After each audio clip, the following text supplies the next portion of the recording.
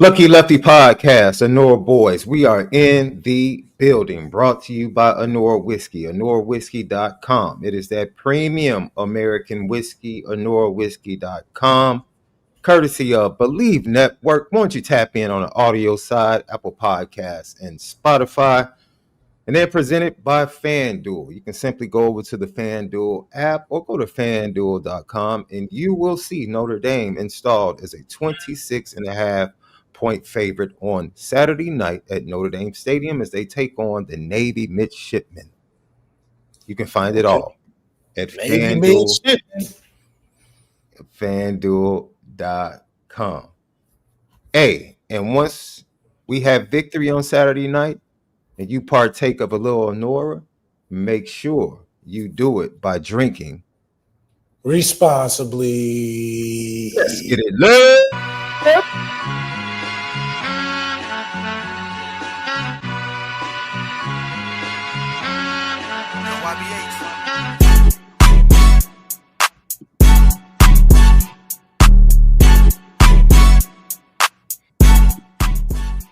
Lucky Lefty Podcast. Sean Davis, S2 Mics, that dude, the original Lucky Lefty himself, MALIK'S ZAIRE. Courtesy of Bleav Network, presented by FanDuel, FanDuel.com. A little something you can place over there, 244.5. That is the over-under for passing yards for C.J. Carr. You can do that and much more over at FanDuel.com. Download the FanDuel app as Notre Dame will welcome in the 7-1 Navy Midshipmen, fresh off a loss to North Texas, into Notre Dame Stadium on Saturday night at 7:30 p.m.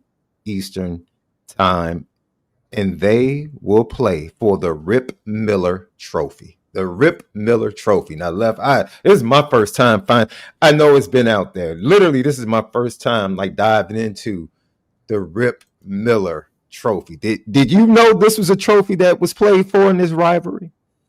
Not at all. Well, those of you that did not know, the Rip Miller Trophy is composed of two symmetric halves. Each program maintains possession of their half, and it is inscribed with the names of the team's captains for each year. The two pieces are reunited whenever possible for the weekend of the annual rivalry contest. That's kind of cool. Kind of cool. Yeah, it's cool. I mean, who keeps the trophy though? Right. So after the game, do they give the trophy to the team? Then they separate the halves again until next year? That's interesting. I actually don't know. I think that's a good thing to think about, though, in terms of the bragging rights of things. Yeah, so the Rip Miller Trophy is named after NFL Hall of Fame inductee Edgar Rip Miller. He was a member of the Notre Dame football team from 1922 to 1924 and was one of the 7 mules on the offensive line who blocked for the legendary Four Horsemen. He also went on to coach at Navy before serving as an assistant director of athletics at Navy until 1974 for 48 years of service at the Naval Academy. So that explains the connection between Rip Miller, Navy, the Naval Academy, and Notre Dame. That's actually a pretty dope story. It's my first time. I'm sure it's been chronicled on TV as well, but that's an amazing story.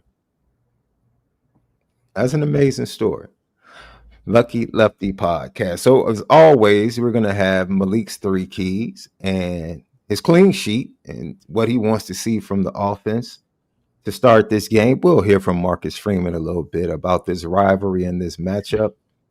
And Notre Dame cannot look ahead. The most dangerous game, of course, is an early start, 12 o'clock start next week on the road at Pitt, a ranked Pitt squad. And they are already a 10.5-point favorite right now against Pitt. And if I'm not mistaken, Pitt will be coming off a bye, if I'm not mistaken, for that game. They have a freshman quarterback that is smoking hot right now, playing very well. They have a group of smaller receivers. They are great with the ball after they receive it and get a lot of yak. So that will be an interesting game. They bring a lot of pressure, a lot of disguised pressure, simulated pressure. So that's going to be a game where I think Mike Denbrock is going to have to be at his best just to give a sneak preview. That's the game when Mike Denbrock catches them in a blitz with a nice screen pass, or catches them in a blitz, or CJ audibles to get to a good run or get to a good pass.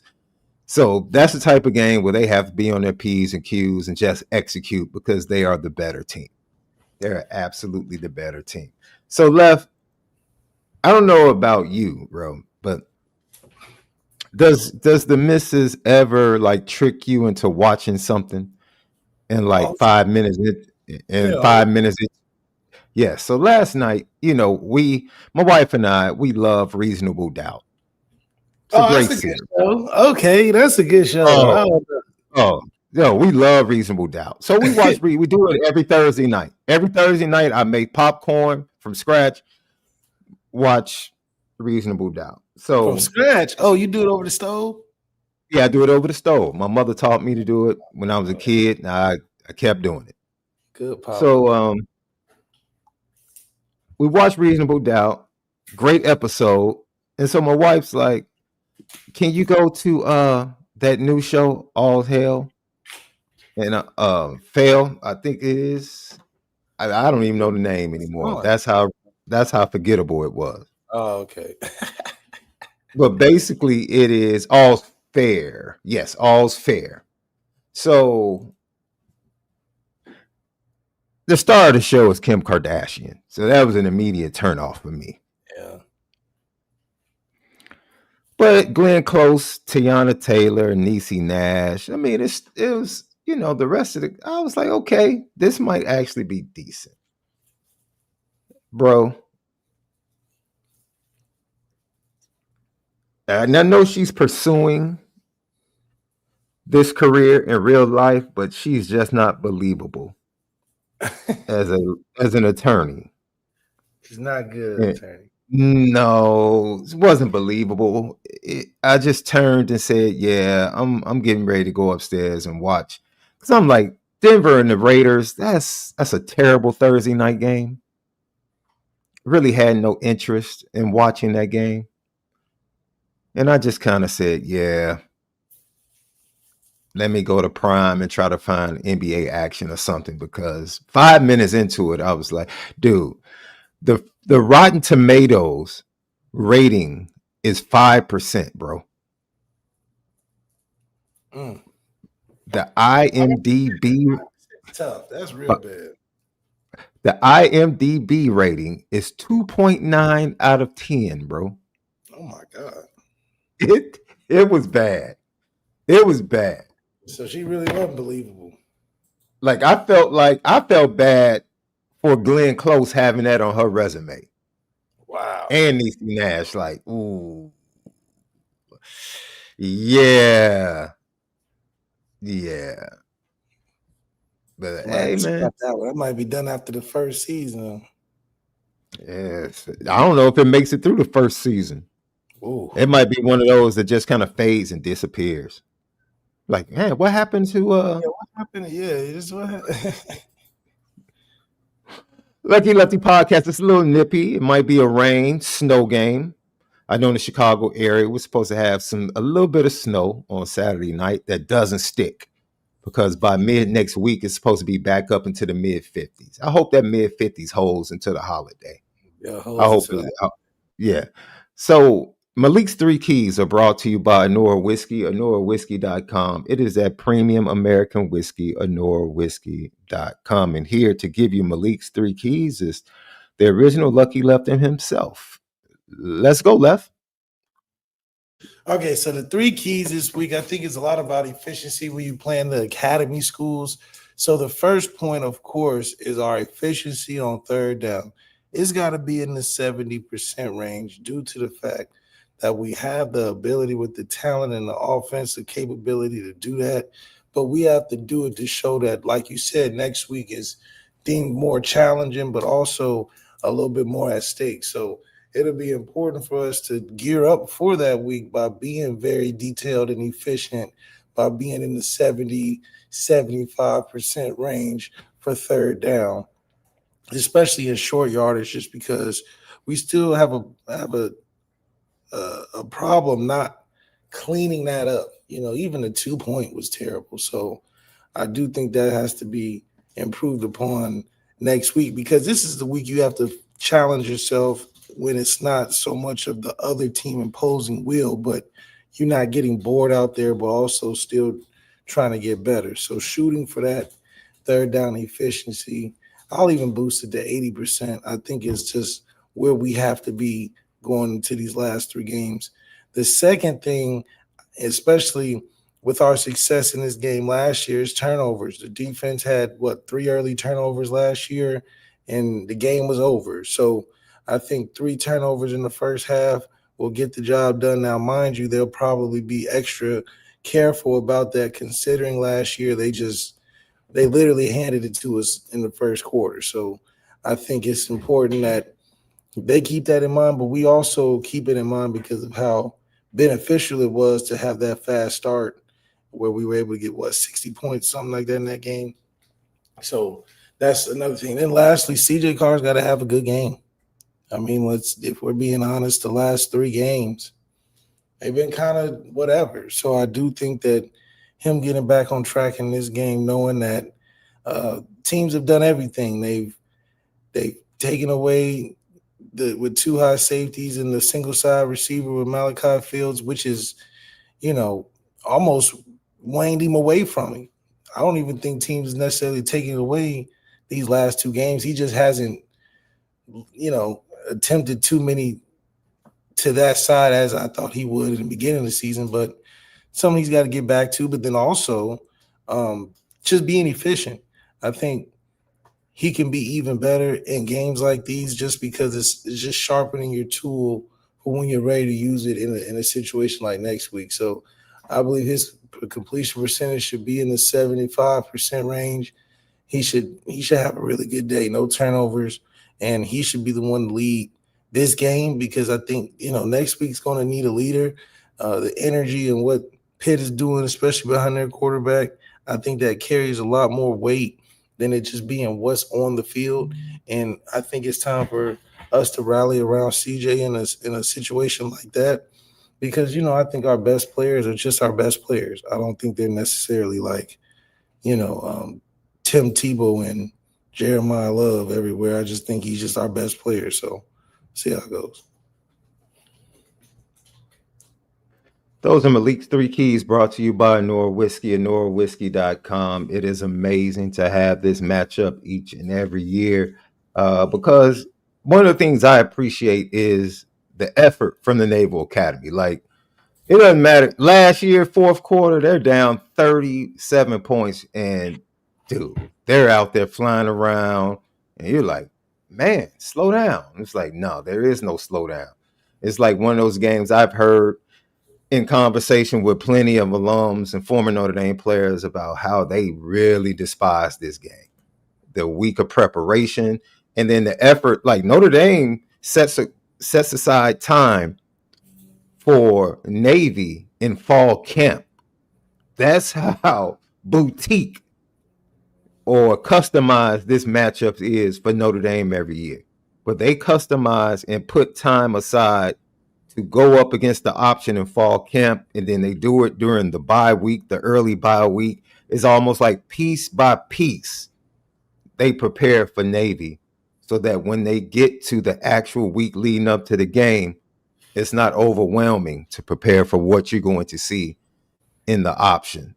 And Blake Horvath is a tremendous quarterback. He's absolutely a tremendous quarterback for the Navy midshipmen. And so to have him coming in this matchup, this is the most played rivalry for the Notre Dame Fighting Irish. And I don't think that's kind of obvious, or should be obvious. But I just really Bleav in this matchup,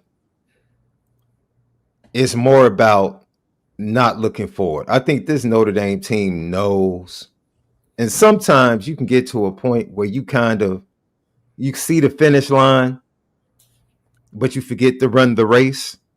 Right. You see the finish line, but you forget to run the race. And this game is going to be a test, in my opinion, to the maturity of this Notre Dame team. Knowing that Pitt being that bigger obstacle is right there. Like knowing by the time it gets to 4:00 next Saturday, you're going to be one win on the road against a Stanford Cardinal team that is not that good. One win away from returning to the college football playoff. Absolutely, you get that feeling after seeing that you're 10th in the initial release of this college football playoff rankings. That's right. You get that big win over Pitt. You're like, yes, man, we're almost there. And unlike everybody else, once you vanquish Stanford, you get a week off while everyone else that remains goes into championship week. So, those Notre Dame players are like, man, it's important. Let's get through that. This is, if you're playing NCAA, these are the games you simulate through during your season. Right. Yeah, you win the first 8-9 games. You're like, all right, man, let's just simulate to the college football playoff. Absolutely, because there's no way the computer is going to allow us to lose this game. So just simulate. Simulate. Maybe you play the first quarter. This is a simulated game, man. You play that first drive. Okay, I'm done. Right. This is a boring game. Yeah. You like have goals. Like, all right, let me get to 100 yards rushing with my running back, and then you try to hit personal achievements and stuff. Yeah. Like, this is a definite game where Jeremiah Love got to be in 200 range. Get your draft stats boosted, and then get out of there. I think we had a good strategy last year. We had Riley Leonard play a couple quarters, and got him out of there. So I still think though that this is a game where you can only do that if you're executing at 100%. And it's not necessarily you have to, find a way to out-athlete or out-talent them. It's literally just about execution, because it's about how long is this going to take? Are we going to make this a 4-quarter all day? We got to slow cook them, or are we going to show up like a top 10 team ready for the playoffs and starting fast where we're on the same page? I think bye week it was doomed because too many guys went back to the hood this week. We shook it off, and hopefully we can use that same idea of starting fast. And, you got to, because I think they're going to send enough stuff at you where I think CJ is going to be in a situation where he's got to, be heady about what's going out there, from hot reads to change of protections to change of runs. I just don't believe that he's at that ability yet where he can get away from bad pressure. He can get out of the pocket and make something happen. I think he's still a year away or so from that. So he's got to be on his P's and Q's of recognizing the blitz, either getting it protected or getting a hot route or whatever. And he's done a pretty solid job so far. But you gotta be strong in where you're strong at, because where you're not as strong at, that's not something we want to rely on in tougher games. Lucky Lefty podcast. So let's look at the numbers left, and the numbers will bear out that, as always, Navy is in the top 3 in the categories of rushes per game, yards per rush, and rushing yards per game. And this year is no different. They are 5th in rushes per game, but they are number 1 in yards per rush at 6.3, 296.3 rushing yards per game. Because of their offense, that's number 1 in the nation. Do you shift holding a team under 100 yards in this matchup? We know Notre Dame is at 89.3 per game as a defense, giving up that on the ground per game. But do you shift it against a team like Navy, who primarily is going to run the ball? Do you say, okay, Notre Dame needs to hold them under 150? that's the bookmark? Or do you think Notre Dame still has a chance to hold another team under 100 yards? I think it'll be difficult with a team. They average 46.9 rushes per game, which is crazy. Even if you hold them to 3 yards per game, 3 yards per rush, they're still going to be in that 150 to 170 range. So that's going to be an interesting challenge. They run the ball 75.93% of the time left. Yeah, and this is not a game where I'm looking at numbers where I'm being critical of the defense if they give up 101 yards on the ground, but I'm trusting the fact that we've been solid in the rush defense, that it won't change drastically just because we're going against a rush team. It may be a little higher, but I still think the recognition and the respect is going to come from how good the offense is, especially how efficient we are and how we fix these blatant mistakes that are only, I think, foreshadowing future misfortunes in the future if we're not, working on making that look really good in these regular season games. So I'm expecting us to play well defensively. I don't think they can score enough anyway where we're in threat. However, we need to make it look good, especially this week, and staying healthy. Obviously, we're playing against a grittier rush team, but staying healthy is always the goal, and hopefully we can make plays by doing that. Also, I would like to see Kenny Minchie get in at some point. I think he deserves it. And still got a lot of season left. But these last 3 games, you definitely just want to sim through them. And we got Stanford, we got Virginia, we got these guys, and Pitt. So, it's just one of those things where I think this is where you can't get bored with the process, can't get bored with the success that you're having. So you got to be on your P's and Q's, man. And there's areas of improvement where there are obvious for us, and we're not going to see that be challenged in the rest of these regular season games. However, they're still there. So we got to be able to self-evaluate and be able to self-correct. And for that, I think and I predict that Notre Dame is going to get the best of Navy this week, even coming off that loss.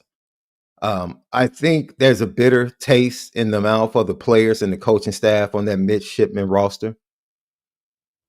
They probably feel like, man, look, yes, Notre Dame was much better than us, but we heavily contributed to our own demise in that 51-14 defeat last year. I don't expect 6 turnovers. Notre Dame has the turnover faucet turned on each and every week for like the last 5 to 6 games. But I don't expect just drop fumbles, drop pitches. I don't expect the returner to fumble twice. I just don't expect that type of game. Now, it could happen because it's going to be chilly, it's going to be cold, but you have 2 teams that are pretty used to playing in cold weather. So I think this game is going to be tough. I don't expect first. I didn't think the Boston College game was tough. I just think Notre Dame played really bad situationally. I think they coached bad situationally, especially the 2 minutes before, the 4 minutes before, and the 4 minutes after halftime. They lost that 8-minute stretch that needs to be won the majority of the time to win a football game. But other than that, I agree with you on that one, Left. I absolutely agree with you on that one. Now, this is the interesting thing. This Navy defense is kind of improved a little bit. They only give up 3.9 yards on the ground, Left. That's 44th in the nation. Opponents are only running the ball 36.4 times a game, which ranks 80th in the nation. So they've never really had anybody really come at them in the run game because people like to go at them with the pass. Why is that? Well, the completion percentage is 65%. Teams are completing 65% of their passes against Navy's secondary. That's 97th in the nation. That's 8.1 yards per pass. That's 112th. and they're giving up 261.9 yards through the air, which is 117th. So once again, this dilemma. What is the Navy defensive coordinator? What's on his mind? Is he going to keep his safeties back because he knows that Notre Dame has a quarterback that can hurt you, especially with chunk plays? Is that on his mind? Or does he put 8, sometimes 9 in the box like Boston College and dare CJ Carr to beat him? It's going to be interesting because that's the dilemma for defensive coordinators each and every week. The best way has been to make CJ beat you only because you can't, it's like Kevin Durant with Jeremiah Love. You put 9, 10 in the box, he gets a 94-yard touchdown. So it's one of those things where you'll take the chance, like Boston College did. They got, 2 or 3 picks out of that day? Mm-hmm. I can live with that. Because 2 or 3 picks done a different way, turned into points, now you're in the game, right? So I think they take a little bit of what they saw from last week and say, okay, if we give it up, it's a one-on-one. It's not like guys are just busting coverages. It's just they got a 50-50. Sometimes we're there, sometimes it's a good play. That's, I think, more of what I would think, considering, what else is there to design or call when they're getting in the run game, 150 at least a week? Well, you got a better defense than all them other teams up front in the rush defense? I don't think so. So I think it's relying more on we'll be as strong and as aggressive and physical as front as we can, show as many pressures as we can, and then live with the one-on-ones. I think Denbrock is definitely not afraid to call it, but it's gotta be called in a good way. It's one thing to make spaghetti, but you just gotta take your time with it too. This is not a complicated meal we have to prepare, but this is a bougie crowd. Simple but bougie. Everybody can make eggs, but not everybody eggs is good. Something to think about. You have to know low fire, constant stir. Yeah, that's how you get your eggs right. That unless you just like that old school, nice fried. Yeah, it's a easy way to make them, but everybody's eggs taste different. yeah, absolutely. So at Denbrock, this is like making eggs. You can definitely burn them things. You take, do too much. If you definitely can mess up the flow and the taste if you cook them too fast. Just put the things on low fire, man. You don't gotta reinvent the wheel. Let me ask you a question. Can a play caller get caught looking ahead? We talk about the players not looking ahead. Can a play caller get caught looking ahead, trying to hold things for opponents that they deem more difficult? Well, I think we're far out from reserving any calls from anybody. I think the harder challenge is finding the identity. There's so many different ways we can go. Forget what the other team wants to take away. We got to figure out what we're putting out every week. Do we go Eli Raridan all day in the red zone? We can. We don't, but we certainly can. Do we just throw it up to Malachi Fields in the red zone? We can. We don't do it as much as we should, but shoot, we should do more of everything. We got a lot of options. Do we short yardage? We done ran polecat. We done did direct snap. We done did motion to quarterback. But every time I see teams play us in short yardage, they just line up and run straight. So that's the challenging part. How do we look connected week to week? How do teams be like, okay, this is their strength? Teams are identifying us by they're our best player. Oh, they got two good players, we got to watch out for them. But what's really the danger that Notre Dame is trying to get to every week? Like USC. We know going into USC, they're going to run that guard tackle pool. That's just what is coming. It's coming. They're going to run it 15 different ways, but it's coming. That's just what he's going to do. What's our staple for Notre Dame offense? What's coming that teams know? All teams know is that we got two really good running backs, quarterback that can do a little bit, and shoot. But they'll look at that Miami film and say, Michael Gilbert, watch out for him? No. They'll say Jaden Grayhouse, who's a threat, but we ain't seen him since Penn State. No. Malachi Fields and cooled off. It's just like, what? So our thing is, how do we look good week to week and show an identity? Because when games are getting tough via Ohio State, it was Riley or nothing. And that was just unfortunate. Because I'm like, well, what about all these other guys we got? And I don't want to be caught in a situation like that when it gets tough. Because it's easy to just give a team Riley every third down. Now we in third down, don't know what to do. But you have all the options, which is just, that's the ironic part about it. So I do think that it's going to be, how can Denbrock get a streamlined offense that week to week we can rely on and then do different little things off of that? Right now, I just like last week, I don't know what you're going to expect this week coming up. Because last week, we were just doing what we could, but not what we should. Well, they're giving us the middle of the field. Okay, but that's not what we're used to all the time.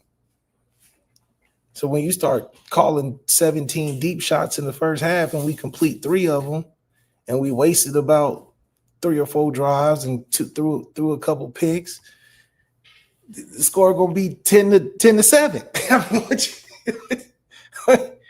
We're not in threat of losing, but you making it look way crazier than it should. So we even did a fake punt and didn't get it. Like everything was just weird in that game. Dropping a punt, did a fake. You asked what teams expect. A fake punt is definitely at the top of the list. A fake punt right now. The 3 things I expect every week: a fake punt, a missed kick of some sort, and a Jeremiah Love show. I expect that every week. The missed kick is crazy. The missed kick is crazy. It is crazy, right? I expect turnovers every week now. 8th in the nation in creating pressure with your front 4. With the pressure rate, that's consistent, 89.3 giving up on the ground per week. This is a game where I absolutely love the fact that Notre Dame's front 4 is playing at a dominant level. Right. When your front 4 can dominate the trenches consistently, that bodes well going into a matchup against Navy. And you have the linebackers that we have. Yeah. You definitely feel good. Lucky Lefty podcast, if you go over to FanDuel.com right now, not only is Notre Dame installed as a 26.5 point favorite, but if you go to the props for player rushing yards, Jadarian Price, if he can hold on to the ball, is at 73.5 in this game for an over-under. Jeremiah Love is 106.5 over-under. Alex Texa, I always mess up his name. Alex Texa is at 40.5, the fullback for Navy. And Blake Horvath is at 82.5 for Navy. Those are your player rushing yard bets, prop bets. And you can find those at FanDuel.com, or you can download the FanDuel. That's messed up. When you're not that good, it's people don't usually get your name right the first time, but it's crazy when you're really good, people gonna know how to pronounce your name. You know how many times I practice Wembenyama? Oh, I gotta get this brother name right because he too good. I ain't at first it was like, who is that? And I had to really lock Man, in. let me tell you the most embarrassing moment I had in radio, bro. I'm producing the afternoon show, Carmen and Yurko. And we had this segment where we basically pick the player of the weekend, our player of the weekend, the host and the producers. And my player was Tua. I think it was Tua's last year in college. Oh man. And I butchered his last name, bro. Oh yeah. On live radio. When I tell you I butchered it, and the host made it worse because he was like, dude, literally over air, he's like, if you don't know how to say the name, then don't say it. I was like, I felt that's really messed up. No, because you really and I had no. I was practicing it all during the commercial break. Like I'm saying it over and over again during the commercial break. I'm saying it. I'm like, I got it. And it comes to the moment. Yeah. And I just butchered it. Weird how you practice it and you swear you got it, and when the moment comes up, you almost blank out. It almost like what did that do? I did the same thing on TV, man. The head coach. I'm over here saying the head coach name, Caldwell, when it was something else. Oh my God, I'm just butchering it. And I'm flowing, so I'm not even. I'm like guessing, but then I'm like, I just gotta roll with it because it's too. You're right though. It's a crazy feeling when you miss it on live, whatever. It's like, oh my goodness, bro.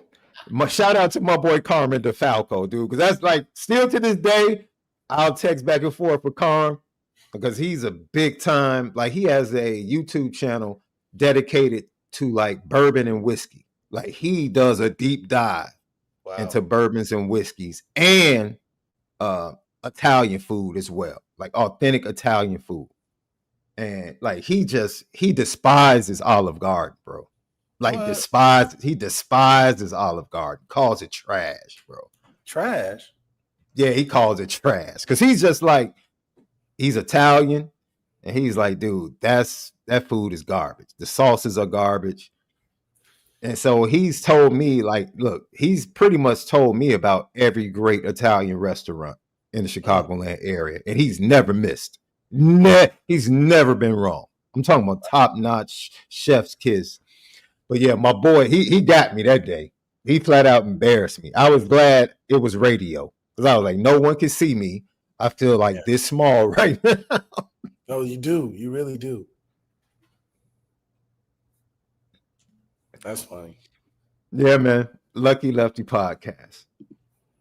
All right, here we go. Marcus Freeman talking about the matchup with the Navy midshipmen and the rivalry, everything connected to this game. As I said before, I think Brian Newberry is going to have his guys ready to give an A+ effort on Saturday night, but I still think they come up short because they just don't have enough. And this is what Coach Freeman had to say about what Navy poses as a challenge in this matchup. Navy presents another challenge, right? 7-1 team. Coach Newberry's third year, won 10 games last year.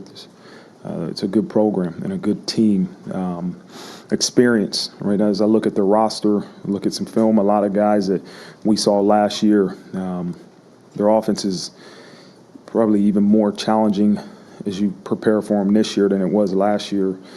A lot more gun, pistol, and they still have the traditional triple option attack. And so I think their quarterback, Horvath, is I mean, he's an experienced guy, and he makes the whole thing go. He's a special player. He's a special player in the run game and the pass game. And I got a lot of respect for him. I think he's tough. And so it's going to present a great challenge. And defensively, their defense is just as challenging.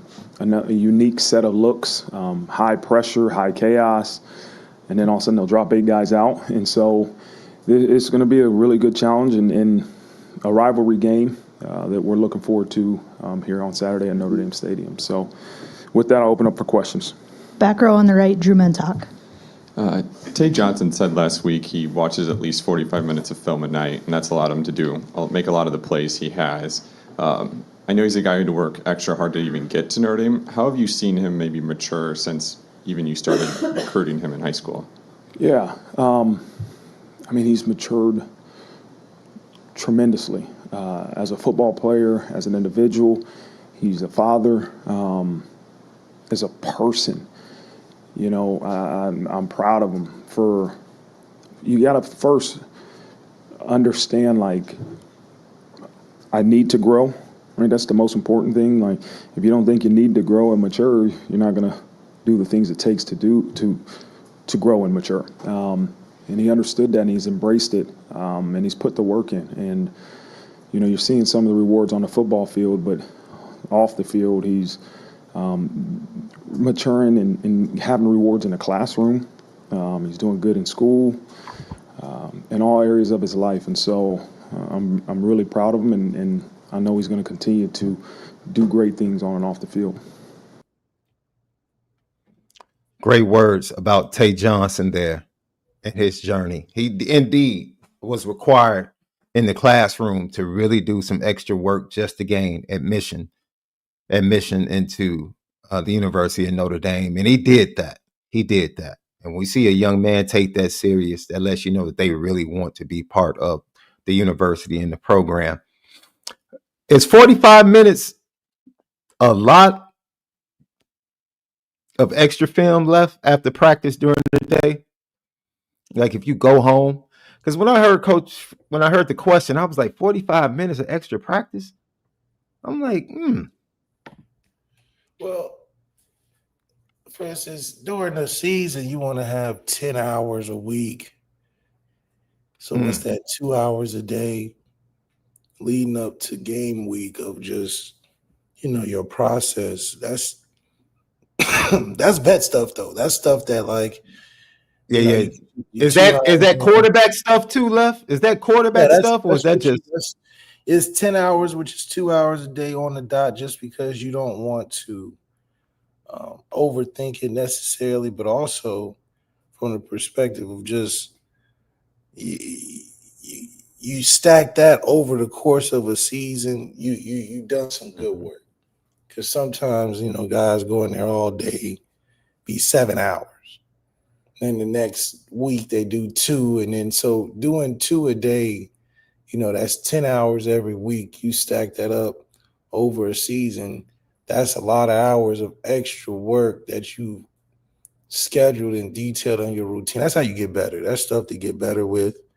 So if he's doing any extra and is consistent, that's how you really get better during the season. But it's also a veteran thing.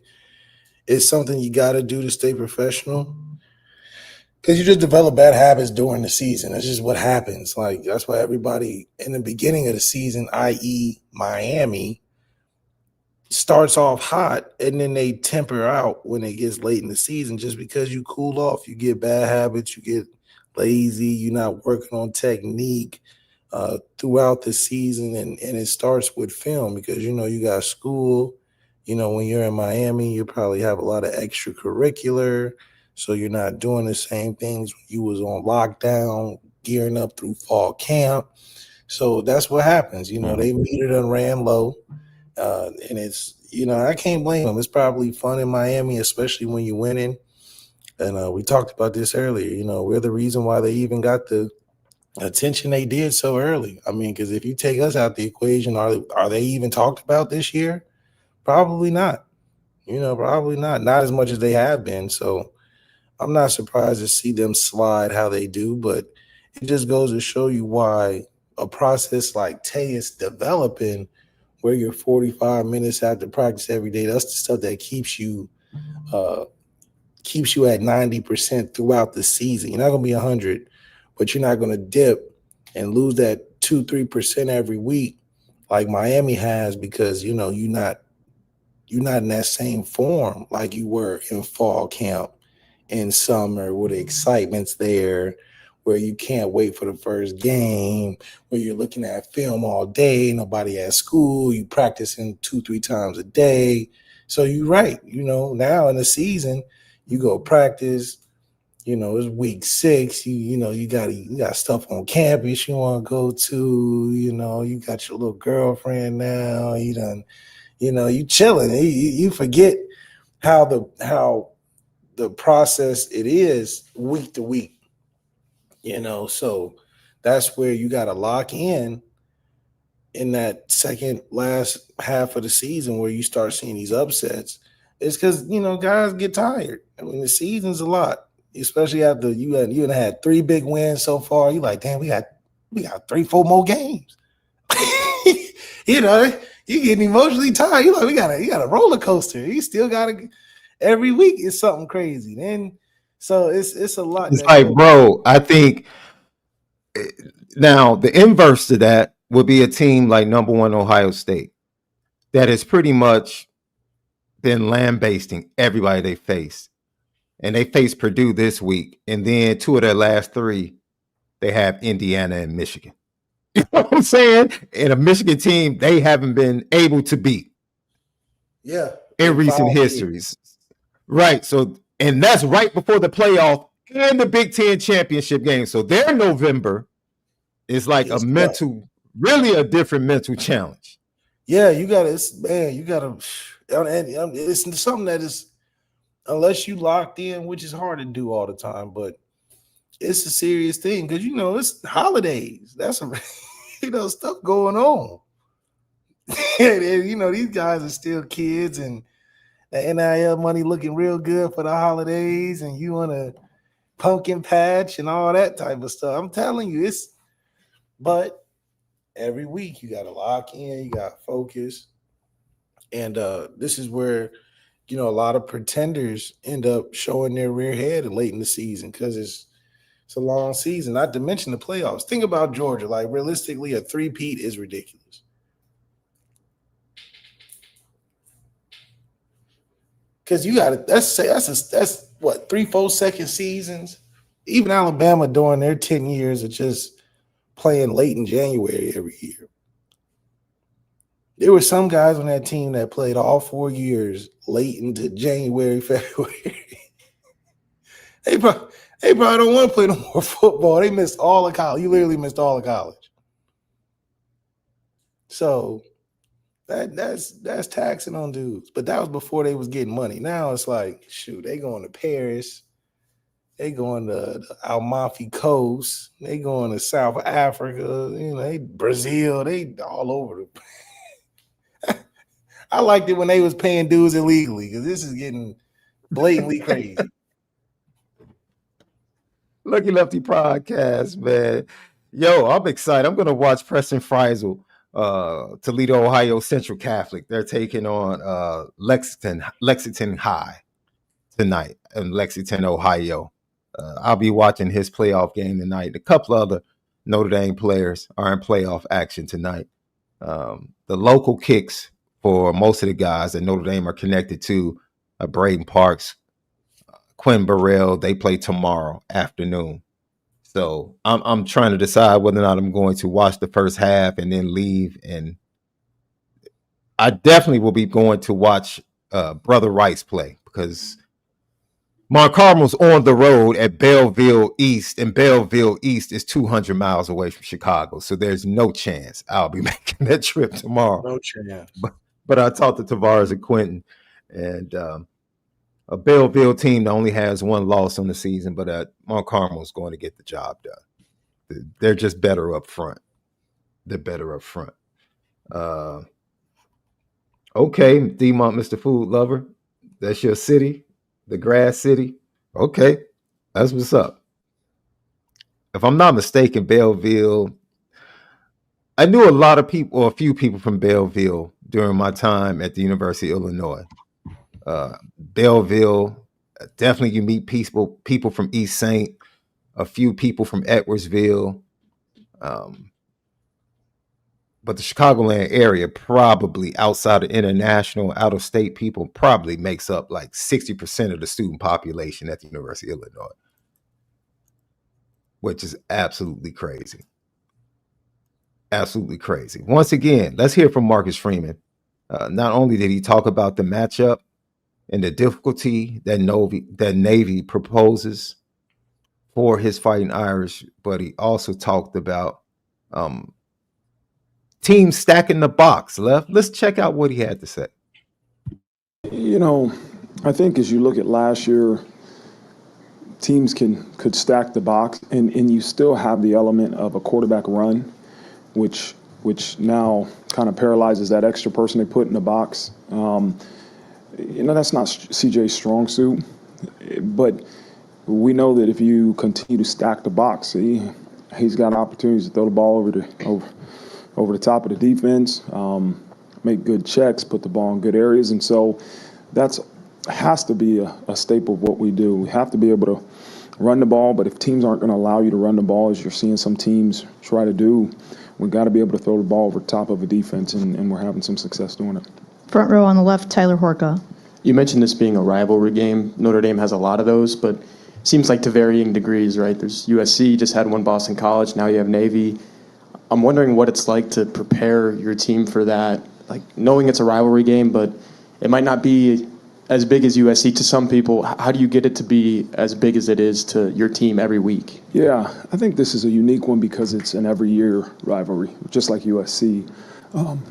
Boston College, obviously isn't every year. And so, they often say rivalry games, the records don't matter.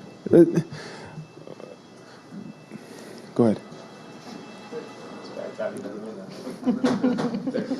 He's just trying to get his job done, man. I respect it, I respect it, man. Just a man trying to get his job done,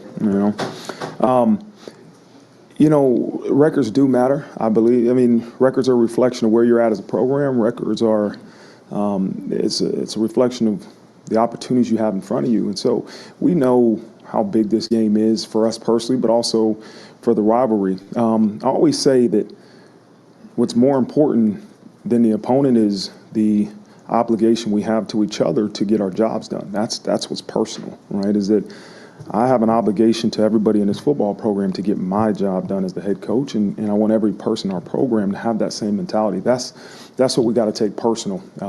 But this rivalry game is one that it means a lot, just the history of it, and it'll be a good challenge.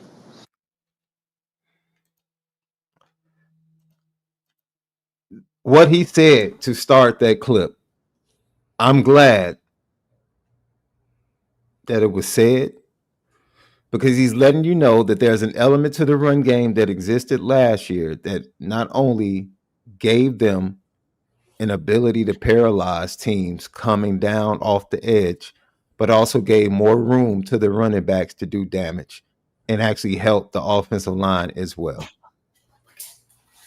As we literally would say that. We would literally say that talking about the short yardage issues, and people would hit us up in the chat and in comments after the show on our YouTube channel talking about CJ, he can run the ball, he's athletic. I thank God for Marcus Freeman publicly saying that's not his strong suit. That's not. Yes, it's okay to say that. Well, he's more athletic than you think. No, he's not. No, he's not. Clearly. No, he's not. He hasn't beat anybody to the edge all year in an RPO situation. He hasn't. Like Last Riley, week he had an argument with, okay, Riley, okay, I got you, but let's not. Yeah, in the red zone, He passed up a touchdown. I'm talking about there was no one there. I think Gooseby posted it on social media. It was like the simplest read in the red zone. There was no one there if he pulls it. And he gives it to the running back. So I just wanted to point that out. And finally, Marcus Freeman. Maybe people can believe him now. We don't have that this year. Because people will tell us, oh, CJ can do that. No, he can't. He can't. The head coach just told you we don't have that element this year to paralyze defenses with the threat of the quarterback run. We can't. Go ahead, Left. Yeah, and that's just, I think that's something that's hindering Denbrock a lot of what his momentum is in the game. And that's just because he's so used to it. I think some of it's a habit of what he was doing last year. But then again, I mean, look at his success in quarterbacks. They all can run the ball. So this is his first challenge where he's answered, okay, if he can't run it, we just going to throw it deep every time. Which I just think is just an efficiency thing. Like CJ's not going to be 100 for 100 on one-on-one deep shots. So you got to find some other answers in replacement of the athleticism that you're literally dependent on. Even simple runs, you can see that there's an option for the quarterback to read or be responsible for their guy in the run game. So either CJ's got to be great at carrying out fakes like Peyton Manning to where nobody believes he's going to have it and then he has it. But then that requires us going under center, which we don't do either. So I think the answer is to go under center and do more pass and run under center so that, running out of shotgun, you're just eventually going to use the quarterback as a run threat. But that's not who we got. So if we went to under center and now we're booting and faking out of under center, I think that'll help CJ appear more athletic or get away from the defense a little bit more than being a standing target in the backfield that he can't get away from nobody. I just think that's just more uncomfortable for him probably, to the point where we've motioned him all the way out to receive. I mean, it's just ridiculous to see us cope with the fact that we can't run the ball with him, that we've done these drastic and crazy ways around it. And I just think instead of doing that, just use Kenny. I mean, hell, we got all these other players that we got on the team that's capable. We're not lacking an athletic quarterback. I think if you're going to use Kenny in these moments of short yardage, goal line, I don't think CJ will have a problem because he's like, I'm not trying to necessarily do that. He almost got a concussion in the USC game thinking it was sweet. I don't see why Kenny can't do it. He literally likes to pull and if you just think in team strategy, that's a great idea. Forget the politics and what people would say. Well, my response would be, well, hell, CJ can't do it. Y'all not tired of seeing us make short yardage look so hard because I'm so quarterback read dependent short yardage? Y'all didn't see all of last year's tape where our only answer was run it up the gut with Riley. And you guys, Kenny just rotting on the bench, who we said was just as good, if not better, because he can run around as CJ. And now you telling me we just can't use him at all. But we're literally hurting in the category where our quarterback that's not playing is pretty decent at. I mean, Arizona State did it. Arizona State be putting in Jeff Sims to just run these little, pick them up plays. So, if we're trying things as we've seen so far, why not try that? Because that's clearly what Denbrock likes to do anyway, and then guess what? Kenny can throw a little bit on top of that. It's not like Tyler Buckner, so this is, I don't know. I mean, we're talking fit and team success and options. So if we're looking for an answer, we definitely have it on the team, and we shouldn't let politics affect playing the right way. Because in a real game, in the playoffs, I just don't believe running CJ on 4th and 1 in any circumstance is something that we should be looking forward to. Because hell, direct snapping it with CJ in isn't great either. Because then he turns into a non-lethal blocker. And then everybody knows Jeremiah Love ain't throwing it. So it's just like engage 8. Like, I don't like, we not fooling nobody at that point. So that's just some words I would use to improve where we are, but it's frustrating for sure. Yeah, I just think that's why I asked the question: can an offensive coordinator or a team get caught looking ahead, worrying about what packages they have prepared for Pitt and what they have preparing for going into a playoff matchup? When, like you said, we haven't become who we need to be. Like, stop worrying about what we can get to. Who are we? What can we expect every week? Because I don't Offensively, know. I thought consistently. first 5 weeks was what? Okay, Malachi Fields on a one-on-one, run the ball in the inside. Then it turned into we got to get Will Pauling more involved, and it. I don't know. I don't know. I do. I know every week we're going to see at least 3 times Jordan Faison on the comeback to the field. Play action. We're gonna see Jordan Faison on the quick Yes. screen on the comeback, and really that's it. And maybe a couple hitches, maybe.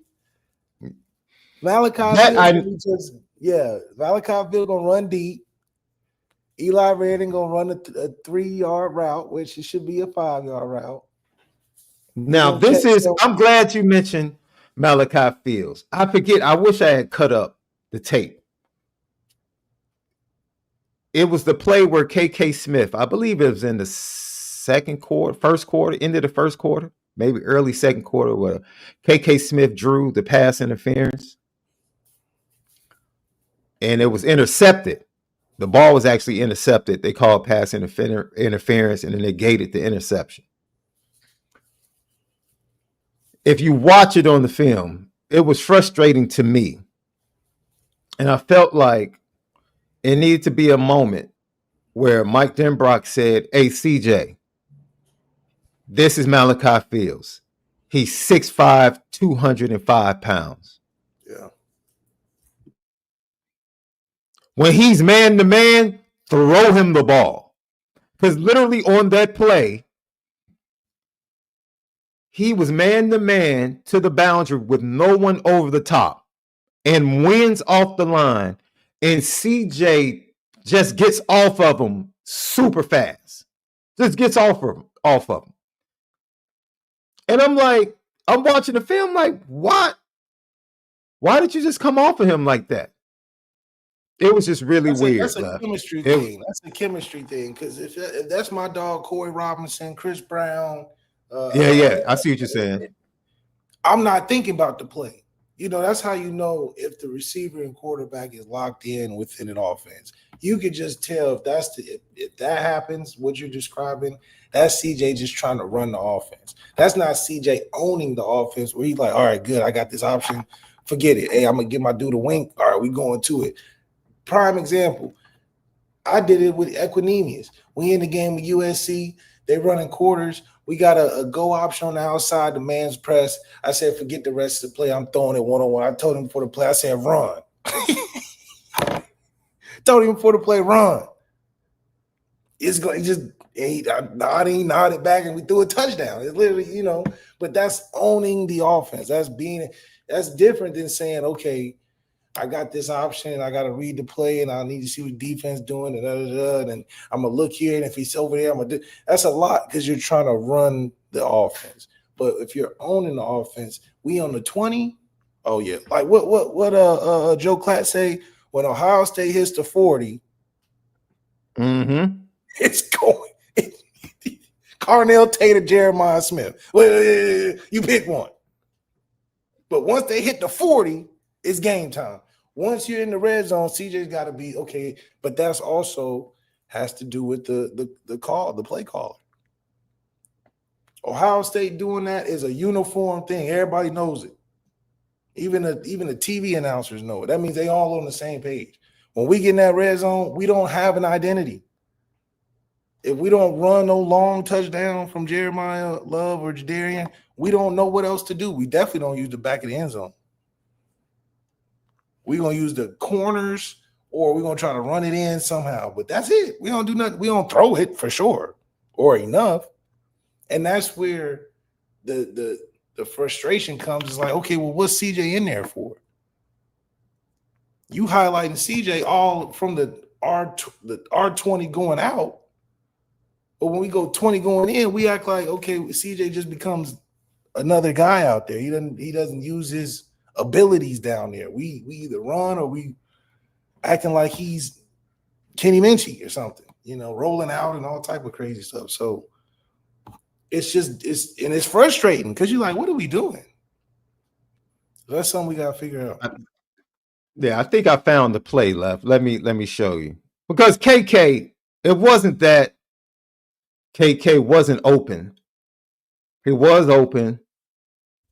Throw could have been a little bit earlier and led him. But like I said, he just came off of him so quick. One man, I mean, that's your dude. That's why you brought him here. Man to man. I don't care if it's back shoulder, just 50-50 ball. The response is rationalization. Oh, it was this and leverage and this and all and then. That's how you explain. But if that's your boy, like you said, SD, that's all I need. Like, for example, Brett Favre. Brett Favre says when he go out there, his first thing he looking for is if somebody pressed outside. If they are, he thinking deep. Off rip. Yeah. He don't care what the play call is. He said, if they press outside, right. I'm taking a shot deep. Here it is left. I think there's like a minute 4 left in the first quarter.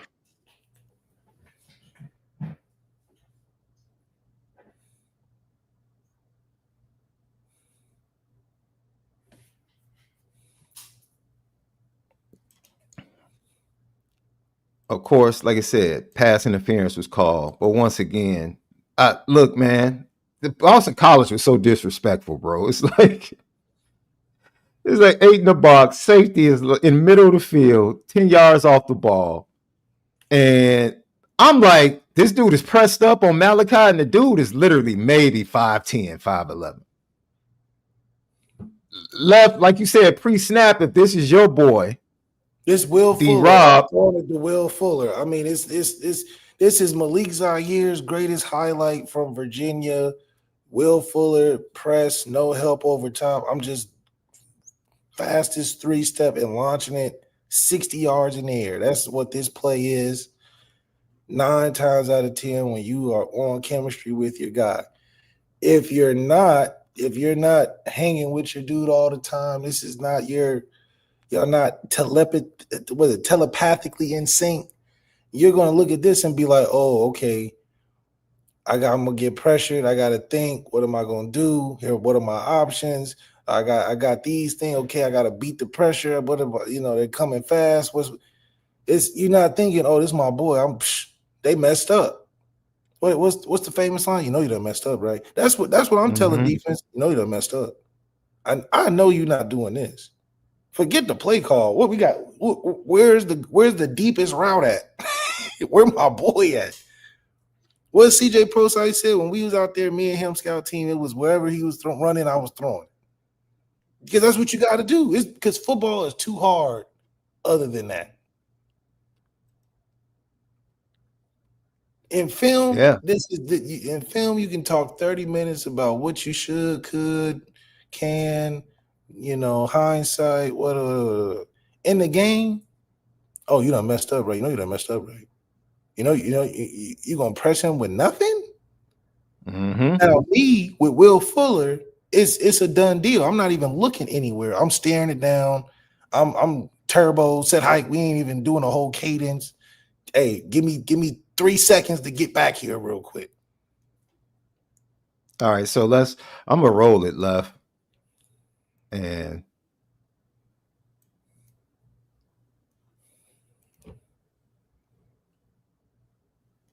what, dude? Look how you see how quick he comes off. I'm like, damn. Yeah, dude.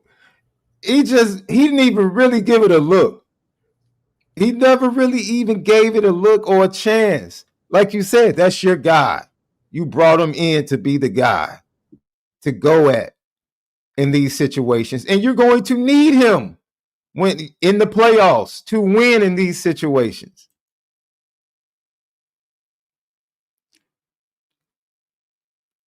He's just off of him too fast for me, love. But that's that Jaden Daniels, Denbrock special. Denbrock is calling this because he's seeing the same thing. That's where the communication's got to be in. That's what offensive coordinator's mind has got to be on the quarterback's mind, is where they got to be in sync. That's what we love about Denbrock. Denbrock dial it up for Will. I see the look. Mm-hmm.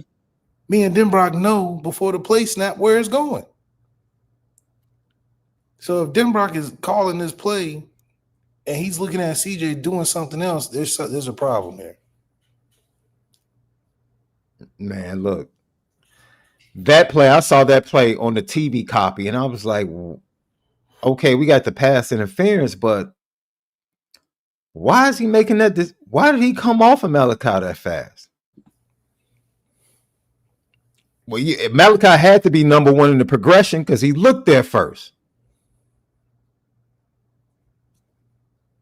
He looked there first. I'm like, that's easy, bro, because he's thinking he's probably got. This is good. You got to think he's not the best at getting away from anything. So in that setting, he's probably thinking the quickest throw that I can guarantee. So he's probably looking short, thinking they may be pressuring or something. I don't know. I mean, either way.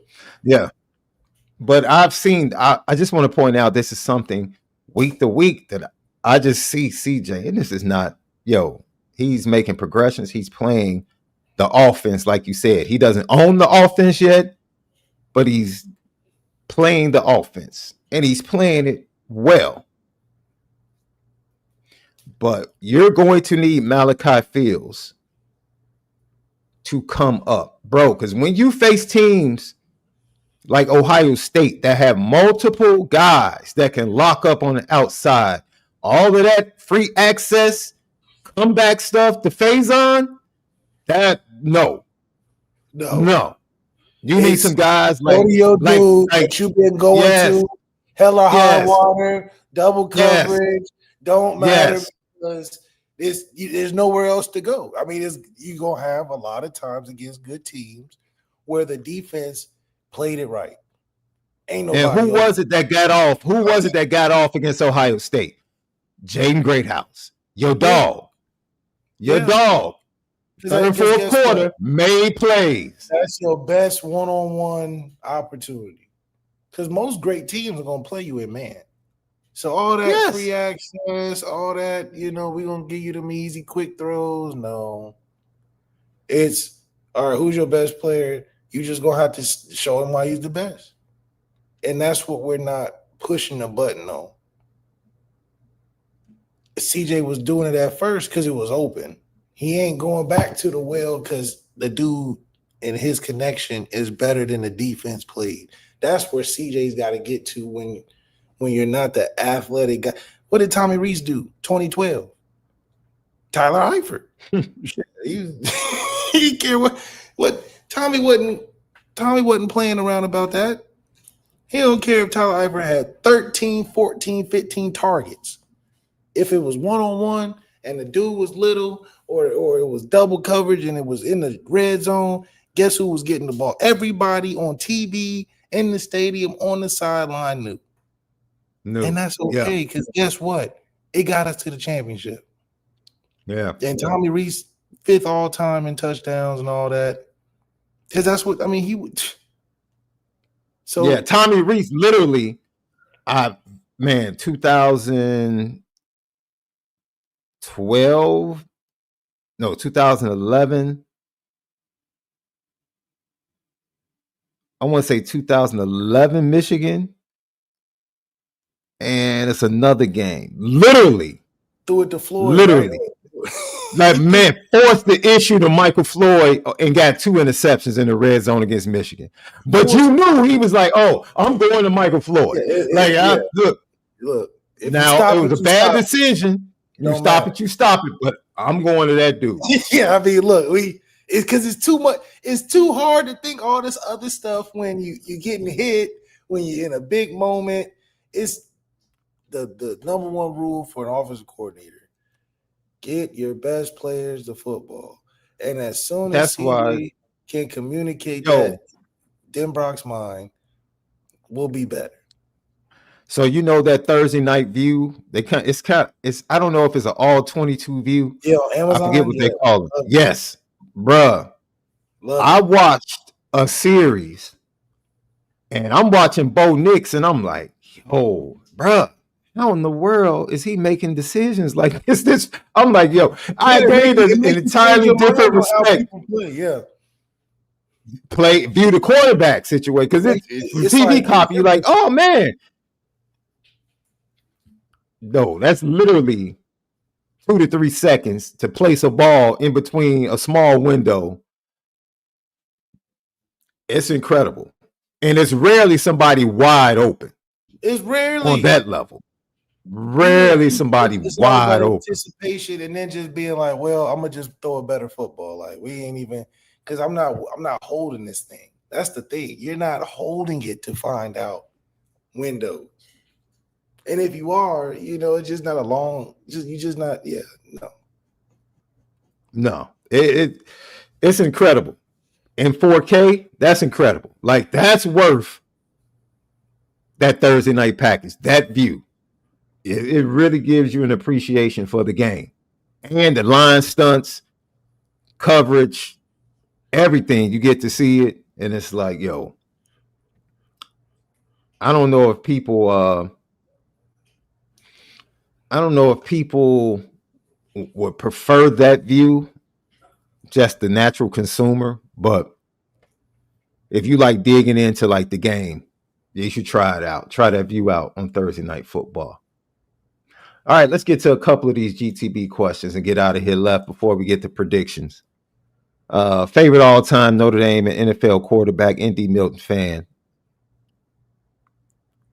Well, you already know. I got a chance to interview mine earlier this year before the Miami game. It's Tony Rice. It's not even close. Quarterback? Tony Rice is my favorite ND quarterback. NFL quarterback all time is, come on, bro. Yeah, right, Joe Montana, yeah. It's going, put it like this. Right now it's Joe Montana, but it's going to end up being Patrick Mahomes. It's going to end up being Patrick Mahomes. Yeah. By the time he's done, it's probably going to end up being Pat. He'll win 2 more. I tell you, it won't be Caleb Williams. I can tell you that. Oh, cut it out. That's his second year. It won't be him. It's his second year. And can we get a season stat line for Malik if he was on this team? With Denbrock calling plays, man. 45. I'll be honest, bro. 4,500 yards, maybe 3 picks. You go 80% completion, 50 touchdowns. Well, I got Jeremiah Love, so probably be 30 touchdowns. Yeah, we'd be going crazy. If Malik Zaire was a quarterback for this team, Jeremiah Love has at least 250 more rushing yards. Easily. Oh, yeah, because we'd be doing, just from the room. The same plays. Marcus Truman talked about it. Yes. Change no plays. That's the funny part. Like, that's why I know it would be great, because the same plays that CJ is running, the same thing. With Jeremiah Love and Jadarian, oh my goodness. We be on Sports Illustrated right now. Yeah. There would be no short yardage issues. No, oh my God, no. Oh my God, no. That's why it's frustrating, because it's like, well, you got something that can get right out there. Somebody that wants to pull it. I'll tell you that. That's big enough to fall for. I mean, the dude is like 6'3", 265 or something. How big is he? He definitely. Minchie probably like 265 or something. He big, ain't he? Left, you are hilarious, man. Kenny Minchie is not 265. Man. He bigger than CJ. What are we talking about? He's just more depth at running the ball. He's a more natural runner. Kenny's like 6'3", or what is he, 6'2", 240, realistically. He's not 240, Left. Man, dude's not that big. Well, I know Noah Grubbs is like all them quarterbacks at Geno recruiting look like that.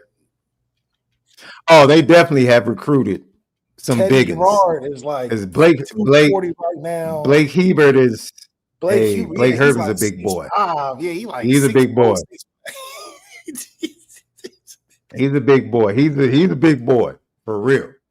That's what. And you telling me that we have a problem short yardage with all of that? What do we talk like? Well, the issue is you're running the same thing that you ran last year without the ability, as Marcus Freeman said, to paralyze the defense. Which means so what's the adjustment? Thank you. Why are you running it if you don't have the same personnel to do the same thing? Because come on, man, he has been running these plays with a certain quarterback. First of all, let me stop. Let me stop you, dude, because I despise this. Dude in the chat, listen. No one said start Kenny Minchie. We are talking about short yardage special situations where every other team in the nation is using another quarterback to come in to get short down yardage plays and convert third and fourth downs. Every other team Arizona does. State doing it. Arizona State doing it. BYU. The fact that people stop being liars. This is why it irritates. Stop being liars. Stop lying on MALIK'S name. Go on the message boards. Go on to other people because it makes it back to us. MALIK said this, and you're lying because he never said it. And it pops up in the chat right now. Here he goes saying he's never said Kenny Minchie should start outside of the fall camp where he said the natural organic order and flow of the quarterback room should be as such. Stop lying. You're flat out lying. You're lying. So stop lying. It's not even like, oh man, well, I misheard it. No, you're just flat out lying because it was never said. And I'm tired of it because I'm tired of people attaching that crap to Left's name. And he's never, he hates CJ Carr. Show me the proof. Stop lying, man. We are 10 weeks into the season with this same crap. Stop.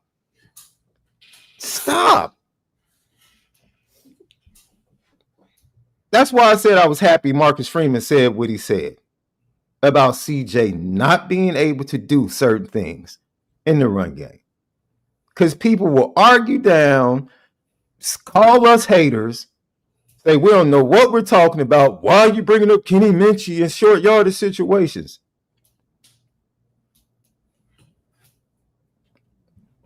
Dude, he's not even complaining. He's talking about short yardage situations. Yeah, Notre Dame has a short yardage problem. Marcus Freeman just said the quarterback can't help us in short yardage situations because he can't run the ball. Your head coach said that. He literally just said that this week. CJ can't do it. You have a quarterback on the roster that can do it. Every other team, we saw Boise State use a second quarterback to convert a third and fourth down against Notre Dame. North Carolina State, you like CJ Bailey? I like CJ Bailey. North Carolina State took him off the field for the backup quarterback who can run the ball in short yardage. Everybody else can do it. Everybody does it now. Everybody else can do it to solve short yardage issues. But for some reason, when you have a quarterback that can do it, Notre Dame doesn't do it. But last year, you would line up on 3rd and 4th down with a quarterback that's all he could do. No problem. No problem. You started out the national championship game with a quarterback dive. You built the entire drive running the quarterback. Yeah, 18 plays. He was right at Ohio State. He was about to pass every out. The game wasn't even close to being over. He's gassed. He's over here. He's oxygen gassed, all type of shit. Like, yeah, like, come on, man. You don't have me hyped up. I'm laughing at you because you just proved flat out that you're a liar. And I despise liars. I despise people that do that and attach it to people's names, dude. It's whack. It's absolutely whack, and I'm tired of it. I'm tired of it. Don't do that. It's unnecessary. If you want to disagree, disagree. But stop adding words or putting words in somebody's mouth. No one even mentioned the starting job. No one mentioned it. If anyone says anything or critiques CJ Carr, oh, you're hating. The dude makes mistakes. And if anybody's going to critique the quarterback position at Notre Dame, then guess what? I'll take the dude that actually played the position and played for the current offensive coordinator and can call out the plays before they even happen. I'll take his advice because guess what? He was right about Riley Leonard. He was right about the inefficiency of his passing before he got to Notre Dame and how he wasn't going to be able to do anything, being injured. He's been right about CJ Carr and his development. He's been right. Show me the proof of where Malik Zaire has been wrong about the quarterback position. Yeah, and he doesn't have to wait to. This is the thing. He doesn't have to wait because I'm about to be petty right now. Malik doesn't have to wait to see it like certain other people that talk about it. That literally said, I'm not sure that it went out on the limb during fall camp. You can't be sure that the passing game is going to be better this year with unknowns. What are you talking about? All you had to do you had to go to practices the last 2 years to see these two dudes throw the football better than the other two guys that were starters the previous 2 years. It was obvious. Well, you just, dude, and we just read on CJ's stats. He's like the best freshman in the country. This isn't a shock to us. I said it. Guess who said CJ Carr was going to do what he was doing when he saw him at the Elite 11 camp as a junior on this podcast? Guess who said that before he got to Notre Dame? Me and CJ. This dude right here, Malik Zaire, from Elite 11 camp, said CJ Carr is going to do this. He's going to operate the offense and be effective as soon as he gets to Notre Dame. Malik said that. Malik said that when he saw him in person. But because he gives a strong critique, as only a former quarterback from Notre Dame can, you want to try to turn it into, oh, he's a hater. He doesn't like him. Stop lying, man. Girl, just come on, man. Just take some criticism and some critiquing and some analysis and appreciate it for what it is. That's it. That's it. Who cares if he left? Now, see, I love that. He's mad because you left, Malik. He's one of those dudes that doesn't really think, forget your Notre Dame degree. Yeah, he doesn't respect you. He doesn't respect you. Now the truth is coming out. Because now you let people talk the truth of where the bitterness comes from and the lying comes from, it comes out. Dude, just be better, man. Be better. Appreciate the analysis that you can get, the in-depth talk that you get from somebody that knows what the heck they're talking about. and doesn't have to give you fluff to appease certain people. That's it. But what I'm tired of that you represented tonight are people flat out lying on my dude and my brother. And I'm tired of it. I'm tired of it because that's exactly what you were doing in the chat. And now, seeing the further things that come out, I understand why. You don't respect him. You're bitter. That's it. And regardless of what you say, he's a Notre Dame man. He gets back to campus, he walks right into the locker room with the current players, and they come up to him. So it doesn't matter what you think. He's respected. And that's it. Yeah, you sound bitter.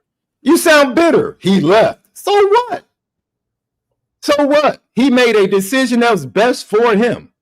So what? What does him leaving have to do with him breaking down the quarterback position in Notre Dame? Yes, explain to me the need to mention that. Explain it to me. Because there's no need to mention it at all. So stop lying. Period. Stop lying. You're coming across like a bitter beer face. That's what you're coming across like. Thank you, ND Milton fan. I don't know, dude. Eli Raridan, how at 6'7", 350 pounds, how many touchdowns does Eli Raridan have with you as quarterback, Left? Man, it's really limitless. I mean, I don't know. I think, like we said, this is about it always being, it can be more in this offense just because we got a lot of talent. So the tight ends can do it. The receivers can get more touches. I mean, is Jaden Greathouse even on the team anymore? I mean, that's just Michael Gilbert on the team anymore. I mean, these are guys that can be really Michael Gilbert's hurt. He's still hurt. He's still hurt with his hand.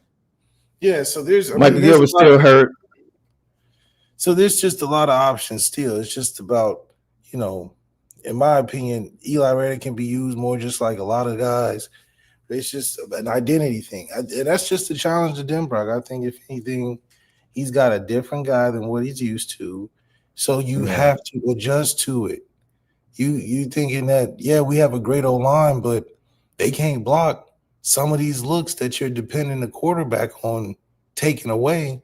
But he's not a threat. I mean, guys are not even like slowing down on fakes. I mean, they coming full at all, dude. Crushing. And these are on short yardage and just, anything goal line situation, they're just coming downhill. So I just think that's an adjustment from the coach that he has to make, where he's like, okay, well, let's go under center. Let's throw the ball and use his ability to whatever, but rolling him out and having him do lead blocks and having him motion out, not for what we have on the team. If we didn't have all these options, then I'd be like, well, that's all we got. But for Denbrock to be as good as he is and as respected as he is, and to see everybody in the country find, I mean, and am I wrong, Left? Did Marcus Freeman not say both quarterbacks are going to play this year? He said that. Yeah. Nobody, unprompted. The head coach said we're going to need both quarterbacks. And we are like, okay, he must be talking about short yardage. At this point, he must be talking about short yardage. Because if you said we're going to need both quarterbacks, and week to week we see, he asked that, why? First of all, taking him out in short yardage, what are we talking about? Ian Book used to come in for Brandon Bush inside the 10. Inside the 10, yeah. What? Like, we're doing what's best for the team. Yeah. What are you talking about? If CJ Carr's confidence is shaken because he knows they're about to run RPO, and his confidence is shaken. Wait a minute. I don't know if I want that dude quarterbacking. If that shakes your confidence, and then the second question that you ask, CJ Carr can't get better. He's not good running the football. How is he going to get better at running the football? He's not. Marcus Freeman literally said, we can't count on the quarterback to paralyze the defense. He can't do it. The head coach came out this week and said he can't do it. So obviously, if they know he's not going to get better, why keep putting him in the position? Why keep doing it? But we've also suggested going 2 backs. We've also suggested doing a ton of go to 2 backs, go under center, get a defense something to look at. Literally against Boston College, I think it was 2 clips, if I'm not mistaken, that somebody put. No one was backside. BC didn't even acknowledge CJ Carr. If CJ Carr pulls it, he walks in. He literally walks into the end zone. He just walks in. And so this is what we're talking about. He's not even looking for it. You know, he's not looking for it. Calling. He's not even looking. And honestly, I'm not mad. Let me tell you why I'm not mad at him. Because I want him on the field. No, flat out. I want him on the field. After he got his bell rung against USC, I don't want to see CJ against Miami too. Same play. Don't pull the ball at all. Just hand it off. Don't do it. Because the last thing I want to see the offense for you. Yes. I will fall down. I'll be out. Bad calls. Yes. Because don't even call it anymore. Yes. Go to pistol. Under center. What do when he you know, they showing love to other people. He said, I'm gonna sit out. I'm hurt. You know, just anything. Make them do something. Because I mean, CJ like dude. I mean, look, he kind of been doing it.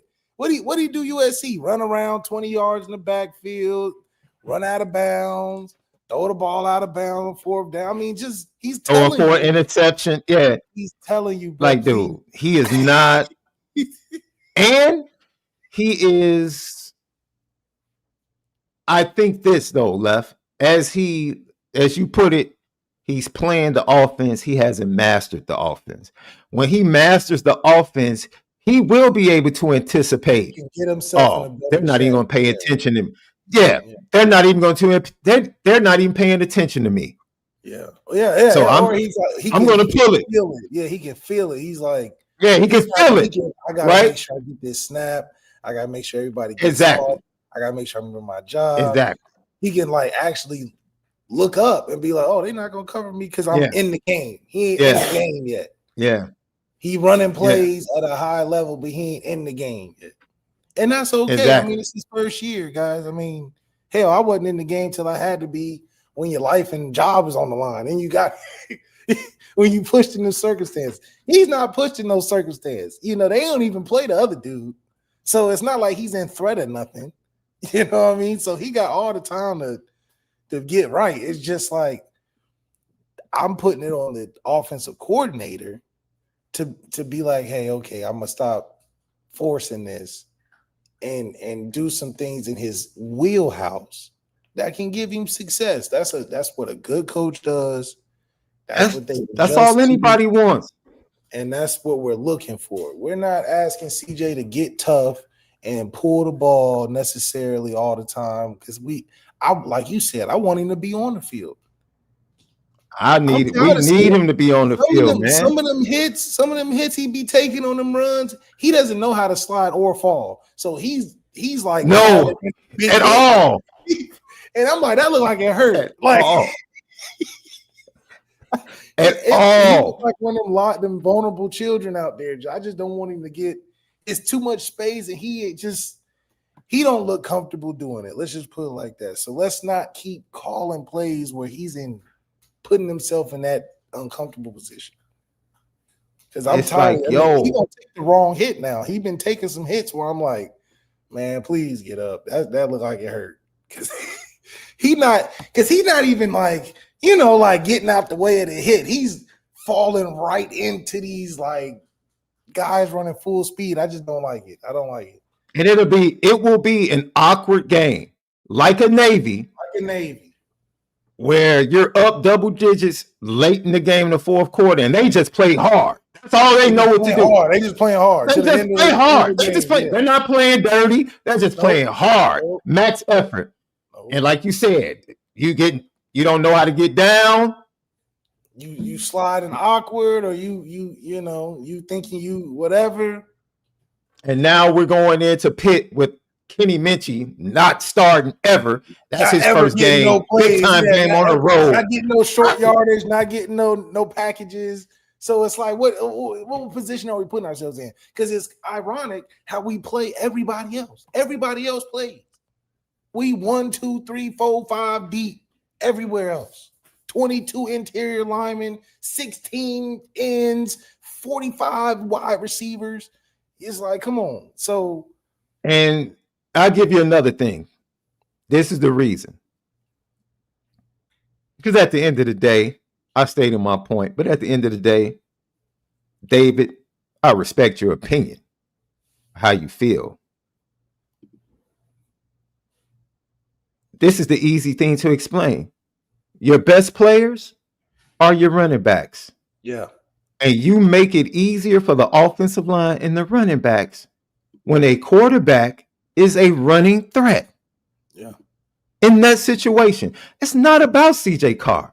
CJ Carr is not bigger than the team. It's about the team. And if you don't want backside defenders flying downhill, Kenny Minchie in the game immediately stops that. Because that's a scheme issue. Immediately. That's a scheme issue. It's not even about the It's not about the players because he don't call the plays. You're asking him to do something that he's not the best at doing. So that's on the coach and the scheme. Because if your run scheme depends on the quarterback running, which everybody in the world knew before the season. Everybody in the world knew when we hired CJ Carr to start, Denbrock's ideal on his philosophy in the run game was the same. i.e. everything from last year.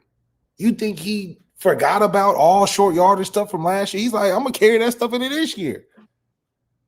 He does it with Jaden Daniels. He did it with me. He did it with everybody. So it's like you're asking him to change. You know the crazy thing? You know the crazy thing? They have run RPO with 2 options the last 2 seasons. It's supposed to be a 3-option play. And they've ran it with 2 of the 3 options for the last 2 seasons because nobody respected the pass option in RPO with Notre Dame last year. Nobody respected the pass option. It was either run to the running back or Riley Leonard. That's it. That's all it was. It's either pass or hand it off. It's a regular play action pass to defenses. That's all it is. And it shows you that Denbrock is not changing based on who he has. But if he gets who he has, guess what? You get a Heisman. So you see where Denbrock's dilemma is. He's like, if you run my thing how I call it, you can win the Heisman. We can have success. So why would I change what I'm calling if I got the recipe? Unfortunately, you don't have the chef to make the meal. That's all. It is not that he's a bad chef. He make great food. He can't make your special dish because that's not his specialty. So are you going to change the recipe or are you going to change the chef? And I'm saying it's the recipe. Has to be the recipe. Has to be. It's about making things easier, man. It's about making things easier. And like you said, going under center helps everybody in that situation. Changes everything. Now CJ don't have to worry about everything. Now CJ can get in this bag where he's changing the call and pointing out different run things, and he can go under center and call a pass play or whatever. When he in the shotgun, he don't have much control other than using his athleticism. So it's better for him to get under center, send a run away from the blitz or change in protection or throw it quick, because that's where he's getting all the love at.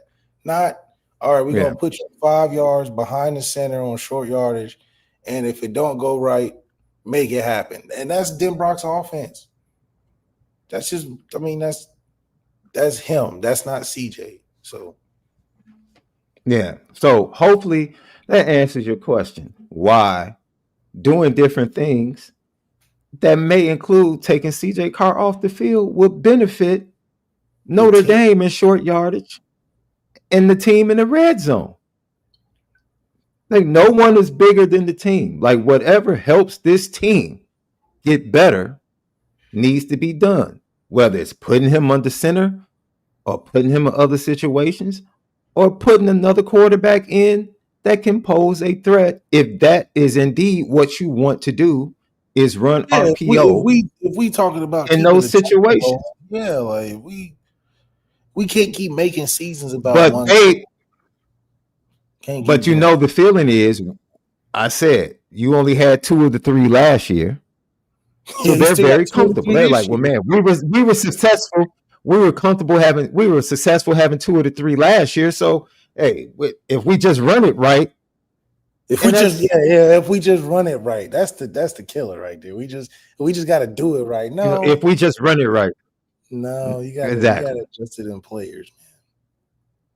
Like there was you should scheme it right too. It's like, man, I've had tons of plays I wanted to call because I'm like, oh, this is gonna get them. But in practice, I'm like, y'all making it look hard. All right, we can't run it. You gotta accept it. You can't run it. All right, get it out. Just scrap it. Yeah, can't run it. Right. Yeah, we'll come back to it later. Exactly. Damn, like I really wanted that. But y'all, I remember I was coaching. Oh my God, Left. I remember I was coaching the 7th graders, 7th and 8th graders, bro. And I ran the simplest offense in the world, dude. It's an offense that goes back to like, it's flex offense. It's like the simplest offense in the world, bro. It's like pass the ball, go pick this guy. Yep. It's literally just like team basketball in a pick and roll form. And ball movement. That's all it is, bro. And it took like 10 minutes, and I was like, you know what? Just go to 1-4. Point guard, we're gonna play pick and roll. Like, because at this point, why am I forcing you into something that you obviously aren't, you're not going to be good at it. It's going to frustrate you. You guys want to play a certain way. Me more importantly. Absolutely. It really be what you be so like locked in on like, oh, if y'all could just get it, we'll be so good. Brian Hatton, we thank you for the GTB question. Thank everybody for the GTBs and super chats today. How do you go totally away from what got you to the championship last year, a running quarterback? Well, this is the mistake of the. I'm saying this on Marcus Freeman and Denbrock, because if y'all not gonna change what y'all do, and maybe Denbrock's being stubborn, but changing in what y'all do, I don't believe we've changed anything from last year to this year.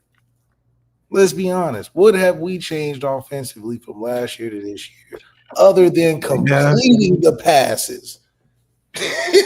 Other than completing the passes, what have we changed based on the quarterback position and his strengths that we've adjusted? We haven't changed nothing.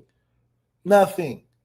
The only difference is tendency. So instead of sometimes running it with the quarterback, we're throwing it deep more.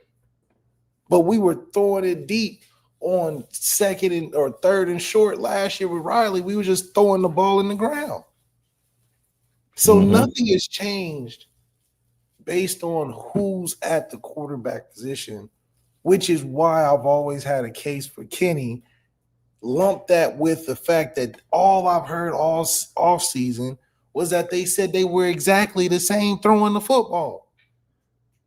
So if they exactly the same throwing the football and you love a running style offense with your quarterback, what are we talking about? But besides the fact of that, it's the non-adaptability after seeing where we're holding ourselves hostage, because it ain't a opposing team thing where opposing defense is just locking us down on short yardage.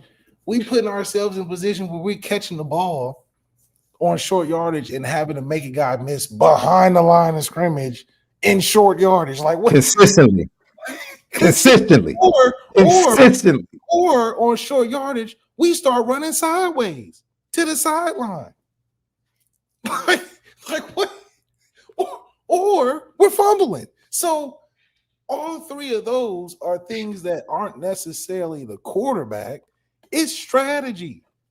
And it's mainly strategy because you have the answers on the team. So then it becomes, what are you doing there? Instead of fixing it with what you have, you start coming up with all these cute plays that are just like, all because of, that's what it comes back to. The question I had last year, and it's almost the same question this year. Are we making the offense and the team about one guy, or is it about winning a championship?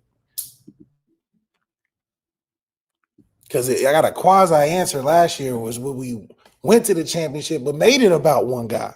So I was confused.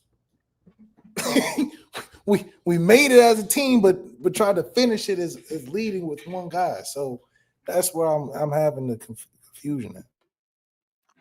Man, Lucky Lefty podcast.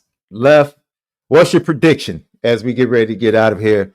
We want everybody enjoy your Saturday. You go over to FanDuel.com. It's a long list of big-time matchups. As we said before, Ohio State goes to Purdue. That's not a big-time matchup, but it's the calm before the storm for the Buckeyes with two big games awaiting them in the month of November.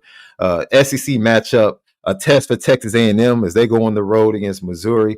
6.5 point under favorites going into Columbia. Iowa State at TCU.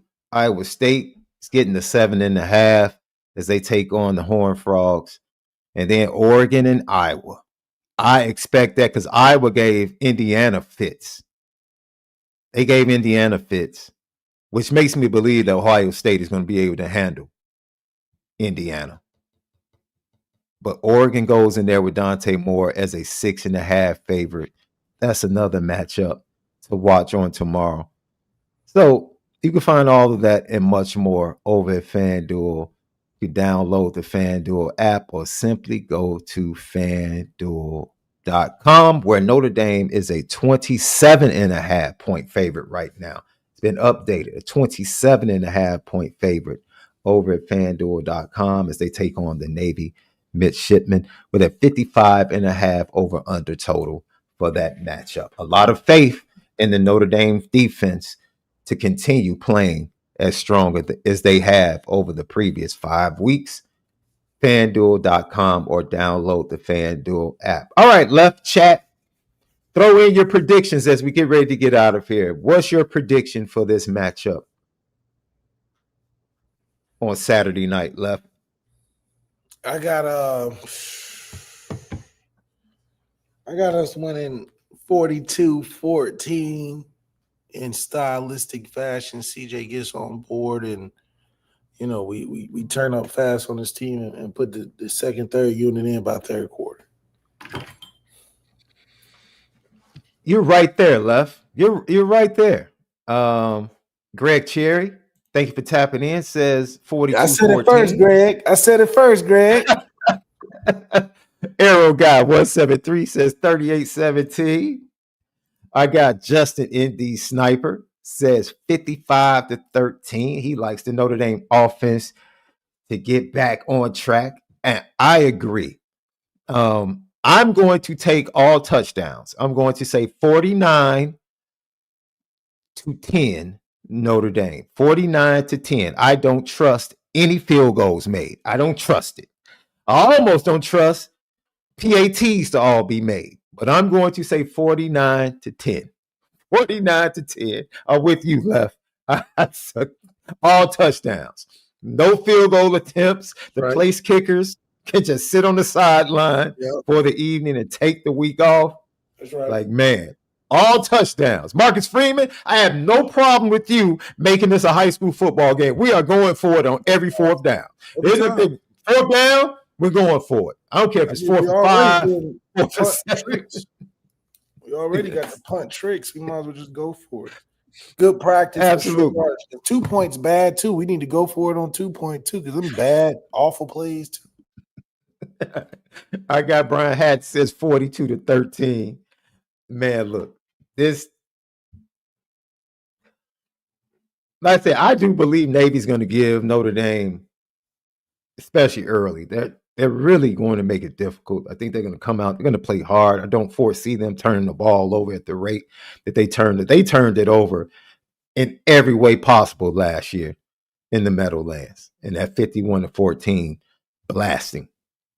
They just gave it away. And I think they had so much pub coming into that game. I didn't think that they were ready for the moment, and it showed early going up against Notre Dame. I don't think them being ready for the moment is going to be an issue with most of those players being participants in last year's matchup. So I see them playing a much better game, a cleaner game, shall I say? But they still don't have enough. They still don't have enough. Man, yeah. No. So every time we No. look at it, you guys say, where are they going to get their points from? I don't know any of their players, so it's going to be a long day. Yeah, so 49-10. I have a 49-10. I have a little bit more faith in the Notre Dame offense that they're going to be efficient and have one of those games where they're going to rattle off like 4 to 5 straight possessions of like touchdowns and scoring. I just foresee that. And these linebackers are about to go crazy tomorrow. Dude, you want to talk about a game set up for Drake Bourne in Kingston and Jay Nosberry? Dude, it's tomorrow. Michael Cannon, 41-13. And to hear Tay talk about how much film he's watching, this is against Navy. I'm glad he's watching that because he talked about it a week prior that his run fits is like that next level of his game that needs to get better. So I'm looking forward to watching how Tay plays running the alleys against Navy and being able to handle play action as well. I'm looking forward to that. Greg Cherry also says Love and Price get 2 touchdowns apiece. Yeah, I do want to see Jadarian get back to doing his thing. I want to see that. So for Left, SD2 Mikes, David Littlefield, we love you. We love you, bro. We love you. We love you. Thank you for being in the chat. I just can't let you come in my guy like that. That's all. That's my brother. And as a big brother, I just can't. I can't. It's real. Giggity. 42-6. So for Left, everybody have a great weekend. Make sure you check us out on Bleav, presented by FanDuel. Go to the audio side, download us. Apple Podcast, Spotify. Go download all of our audio. We dropped 3 episodes today. Lucky Lefty Podcast. For Left, SD2 Mikes, we'll see you guys post game. Now, Left, I'm going to ask you again. Are you guys going to go live after the game? Late night? I was down. Okay. We'll put something on social media. Left wants to do it, but he has to get all of his guys, Jerron and the rest of the crew. Reg is in South Bend, so he's not available. I know that for sure. So for Left, SD2 Mikes, we'll see you guys on the next time we join you right here, Lucky Lefty Podcast. Make sure you continue to spin it different.